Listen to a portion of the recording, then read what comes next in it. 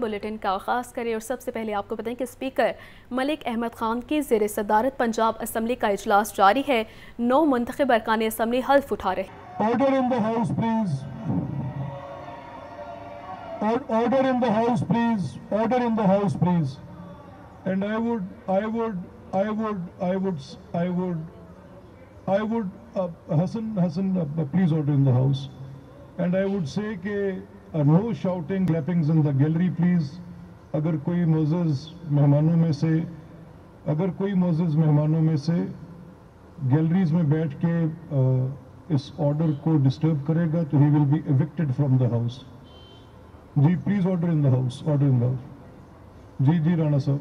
शुक्रिया जनाब speaker. I like to draw your attention to the fundamental rights and principle of policy of the Constitution of Pakistan, where it is very clear freedom of assembly, freedom of association and freedom of speech. जनाब speaker, कल रात से हमारे जितने भी मोअज़्ज़ज़ अरकान हैं यहाँ पर मौजूद भी हैं, हाजी इस्माइल साहब हैं, एहसन रज़ा साहब हैं, शेख।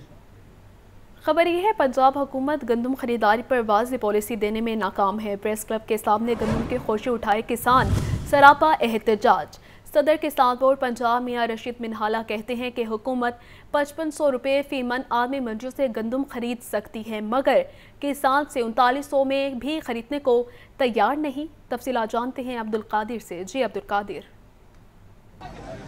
आज बिल्कुल किसान जो है वो सड़कों पर एहतजाज कर रहे हैं और गंदम के जो खोशे हैं उनको हाथों में उठाए जो है एहतजाज कर रहे हैं। और मुतालबा ये है कि हुकूमत की जानिब से जो गंदम की पॉलिसी दी गई है उस पर नज़रसानी की जाए, क्योंकि किसानों की गंदम जो है वो इस वक्त खेतों में तैयार है लेकिन ख़रीदने वाला कोई नहीं है, रेट्स जो हैं वो कम हैं। और इस हवाले से किसान जो है वो आज सड़कों पर सरापा एहतजाज है, नारेबाजी कर रहे हैं। हमारे साथ चीफ ऑर्गेनाइज़र किसान बोर्ड पाकिस्तान चौधरी अख्तर म्यू हमारे साथ मौजूद है, इन्हीं से बात करते हैं। चौधरी साहब ये बताएगा कि क्या मुतालबात है, गंदम के खोशे हाथों में लिए सड़कों पर आ गए? सर हमारा मुतालबा ये है कि हमारी फसल तैयार है और गवर्नमेंट खरीद नहीं रही, और ख़रीद रही है गवर्नमेंट एज ए प्लेयर बीच में मौजूद से इनकार कर रही है, और ख़रीदारी हदफ उन्होंने आज पिछले साल की निस्बत आधा किया हुआ है। उससे ये हो रहा है कि मिडल मैन जो है और कमीशन माफिया वो उठाया जा रहा है। और दूसरा हमारा मुतालबा ये है कि वापडा जो बेलगाम हाथी बन चुका है और वो ओवर बिलिंग कर रहा है। हमारा मुतालबा ये है कि वापडा को लगाम डाली जाए और किसानों को। और तीसरा हमारा मुतालबा सबसे बड़ा ये है कि खाद माफिया हुकूमती अदारों के साथ मिलकर खाद ब्लैक कर रही है और एक महीने में 3-3 दफ़ा कीमतें उसकी चढ़ रही हैं, और जो किसानों की मैशत पर वार हो रहे हैं, और ये सब कुछ हुकूमती सरपरस्ती में हो रहा है। हुकूमत खामोश तमाशाई बनी हुई है। हाँ जी बिल्कुल, आपने जो है गुफ्तगू सुनी, इनका ये कहना है कि हुकूमती सरपरस्ती में हो रहा है। खाद माफिया जो है वो इस वक्त सरगर्म है, इसी तरह जो मिडल मैन है वो भी सरगर्म है। किसानों से सस्ती गंदम जो है वो ख़रीदने के लिए तमाम इकदाम किए जा रहे हैं। अगर मुतालबात ना माने गए तो इसी तरह एहतजाज जारी रहेगा। शुक्रिया अब्दुल कादिर।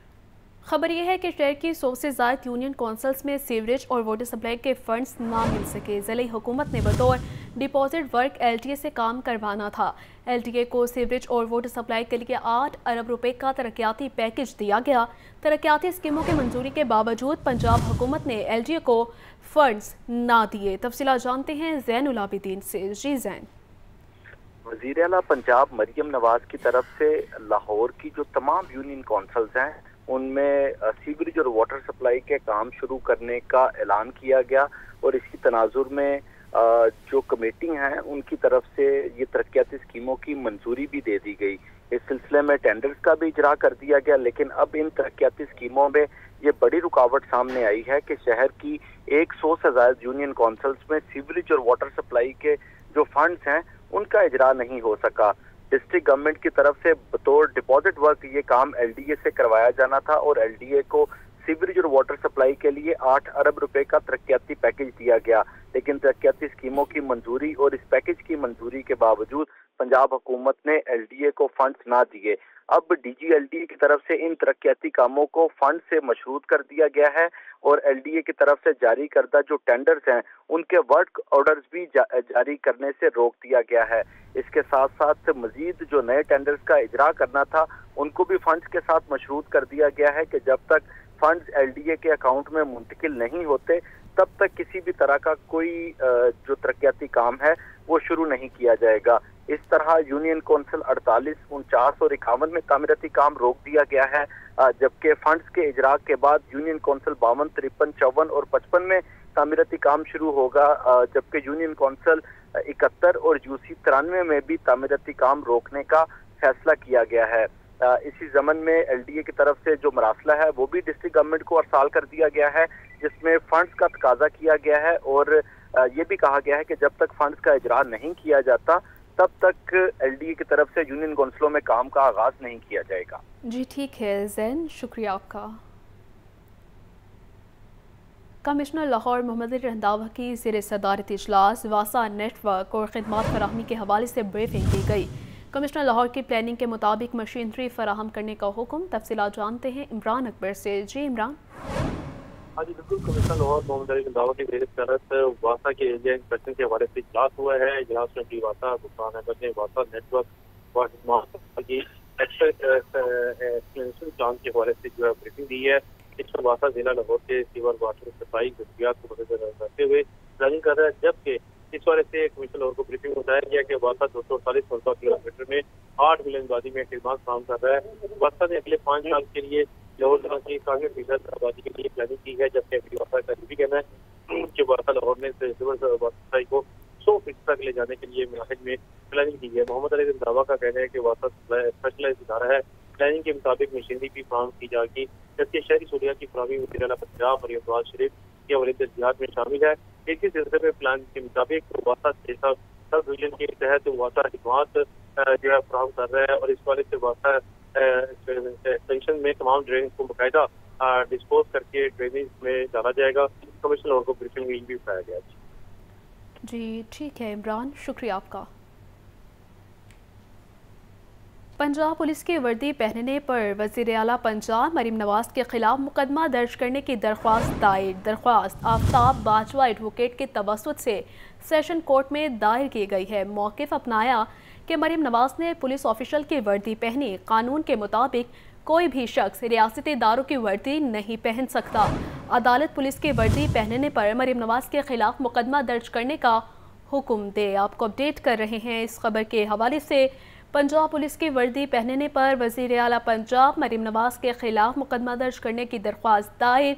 दरख्वास्त आफ्ताब बाजवा एडवोकेट के तवस्सुत से सेशन कोर्ट में दायर की गई है।